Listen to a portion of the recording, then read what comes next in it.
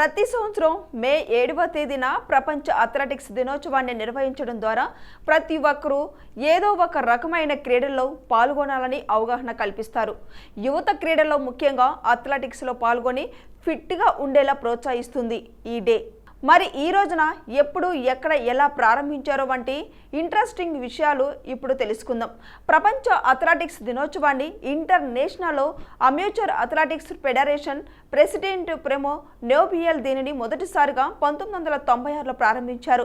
మొదటి athletics day theme అట్లాంటిలో జరిగిన Olympic క్రీడల సెంటినియల్ ఎడిషన్ ఆధారంగా రూపొందించారు. ఐఏఎఫ్ అథ్లెటిక్స్ ఈవెంట్లను ప్లాన్ చేయడానికి నిర్వహించడానికి స్వీడన్లోని స్టాక్ హోమ్లో జూలై 17, 1912న స్థాపించారు.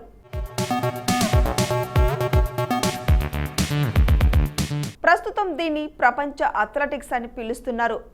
ఐఏఎఫ్ ఈ రోజున నిర్వహించడానికి స్పాన్సర్ చేయడానికి బాధ్యత వహిస్తుంది. లక్ష్యం ఏంటంటే ప్రపంచ అథ్లెటిక్స్ డే ప్రాథమిక లక్ష్యంగా క్రీడల వల్ల కలిగే ఆరోగ్య ప్రయోజనాల గురించి యువతకు అవగాహన కల్పించడమే ప్రధాన లక్ష్యం. అంతేకాకుండా యువత క్రీడలు పర్యావరణ పరిరక్షణ మధ్య సంబంధాన్ని తెలిపేలా కృషి చేస్తున్నారు. విద్యా సంస్థలు అథ్లెటిక్స్ను ఒక ముఖ్యమైన క్రీడగా ప్రోత్సహించడం కూడా దీని లక్ష్యం. ఇది సాధారణ ప్రజల్లోని అథ్లెటిక్స్ను ప్రాచుర్యంలోకి తీసుకురావడం, రోజువారీ జీవితంలో శారీరక కార్యకలాపాలను ఎలా చేర్చించడం ముఖ్యమో వారిని తెలియజేయడం లక్ష్యంగా పెట్టుకుంది.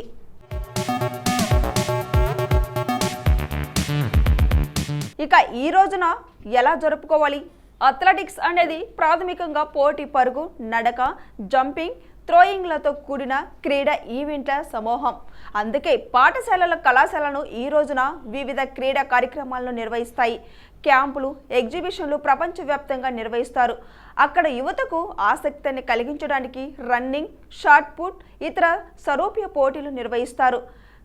హ్యాష్ట్యాగ్తో సోషల్ మీడియాలో ఫిజికల్ యాక్టివిటీని లేదా స్పోర్ట్స్ వీడియోలు ప్రాముఖ్యతను షేర్ చేయవచ్చు.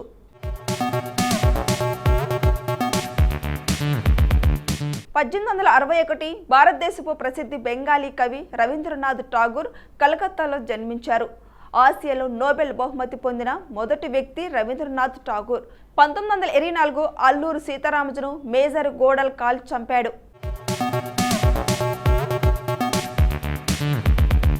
2004 మే 7న 2004న అమెరికన్ వ్యాపారవేత్త నిక్కర్గ్ బెర్గ్ను తీవ్రవాద జహీదార్ గ్రూపు మాందండ్ ఆల్ అనర్స్ శిరచ్ఛేదం చేసింది. తీవ్రవాద బృందం ఏబి అబు ముసాబ్లో జెర్వీ సెట్లర్ ది అమెరికా అనే పేరుతో వీడియోను పోస్ట్ చేసింది.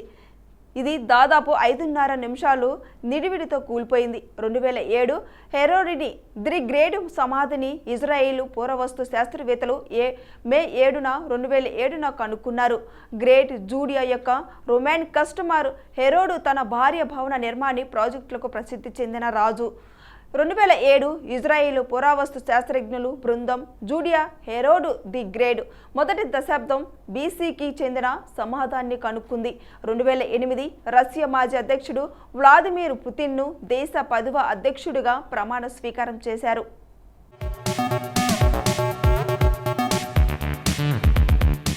2008 డ్మిత్రీ మెద్వెదేవ్ రష్యా 3వ అధ్యక్షుడిగా ప్రమాణ స్వీకారం చేశారు. 2009 న్యూజిలాండ్లోని నేపియర్లో న్యూజిలాండ్ మాజీ సభ్యుని ఇంటిపై పోలీసులు 40 గంటల ముట్టడిని ప్రారంభించారు.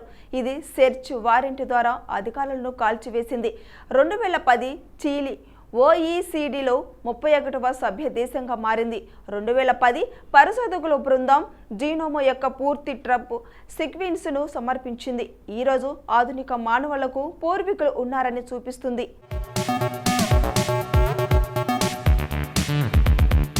భారతదేశానికి జాతీయ గీతాన్ని అందించిన కవి రవీంద్రనాథ్ ఠాగూర్ లేదా రవీంద్రనాథ్ ఠాగూర్. ఠాగూర్ గాను రవీంద్రను గాను ప్రసిద్ధుడైన ఈ తన గీతాంజలి కావ్యానికి సాహిత్యంలో నోబెల్ బహుమతిని అందుకున్నాడు. నోబెల్ బహుమతిని అందుకున్న మొట్టమొదటి ఆసియావాసి. వంగదేశంలో 1861 మే 7వ తేదీన దేవేంద్రనాథ్ ఠాగూర్ శారదీదేవిలకు 14వ సంతానం రవీంద్రనాథ్ ఠాగూర్ జన్మించాడు. రవీంద్రుడు బాల్యంలోనే అనేక పద్యాలు, వ్యాసాలు, విమర్శలు ప్రచురించాడు. ఆయన రచించిన సంధ్యగీత్ కావ్యాన్ని కవులందరూ మెచ్చుకునేవారు. వందే మాతరం గీతాన్ని రచించిన బకించంద్ర చటర్జీ కూడా రవీంద్రుడిని ప్రశంసించాడు. రవీంద్రుడు రచించిన భక్తి గీతాలను తండ్రి విని వాటి ప్రచురణ కసరమైన డబ్బు ఇచ్చేవాడు. ఆ తర్వాత రవీంద్రుడు వీర్గారేర్ అనే స్వప్నభంగం, సంగీతం ప్రభాత అనే కావ్యాలను రచించాడు.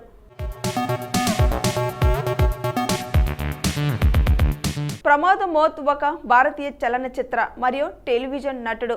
అతను కల్నయక్ దిల్ వాలే, రాజా హిందుస్థానీ, మెహందీ, గదర్ జోధా అక్బర్ మరియు 120కి పైగా ఇతర హిందీ చిత్రాల్లో విలన్గా నటించారు.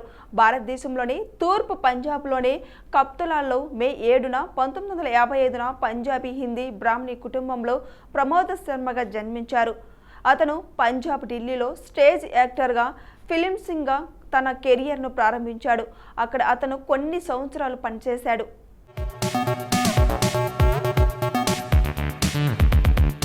ఆచార్య ఆత్రేయంగా సినీ రంగం ప్రవేశించిన కిలాంబి వెంకట నరసింహాచార్యులు తెలుగులో నాటక, సినిమా పాటలు రచయిత, నిర్మాత, దర్శకులు. దాదాపు 400 సినిమాలకు మాటలు, పాటలు రాసిన కవి. ఆత్రేయకి నటుడు కొంగరయ్య జగ్గయ్య అపరిమిత్రుడు. ఆత్రేయ రాసిన పాటలు, నాటికలు, కథలు మొదలగు రచనలన్నీ 7 సంపుటాల్లో సమగ్రంగా ప్రచురించి జగ్గయ్య తన మిత్రుడికి గొప్ప నివాళులర్పించాడు అని చెప్పవచ్చు. ఆచార్య ఆత్రేయ తెలుగు సినిమా గేయ రచయితగా, సంభాషణకర్తగా రూపొందించిన నిజానికి అతను మాతృరంగం నాటకాలే. నాటక రచయితగా అతను సుస్థిరం మనసు కవిగా సినిమాను వారు పిలుచుకునే ఆత్రేయ నాటకాల్లో చక్కని ప్రయోగాలు చేసి నాటక రంగాన్ని మలుపు తిప్పారు. 1921 మే 7న నాసిరి పొట్టి శ్రీరాములు నెల్లూరు జిల్లాలోని సూలూరుపేట మండలంలో గల మంగళంపాడు గ్రామంలో జన్మించాడు.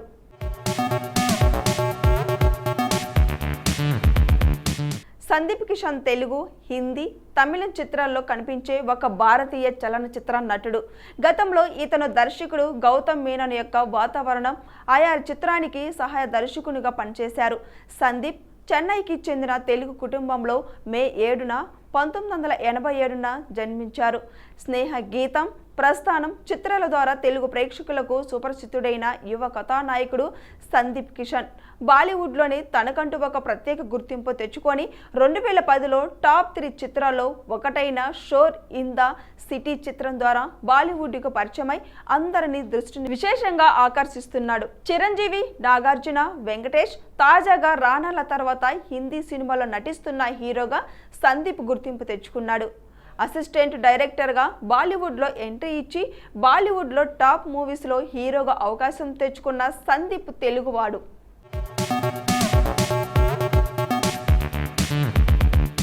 అమరై దస్తూర్ భారతదేశానికి చెందిన మోడల్, సినిమా నటి.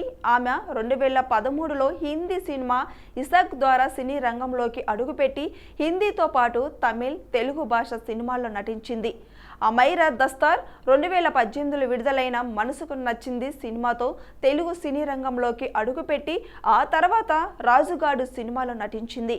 అమైరా దస్తార్ 1993 మే 7న ముంబై, మహారాష్ట్రలో జన్మించారు.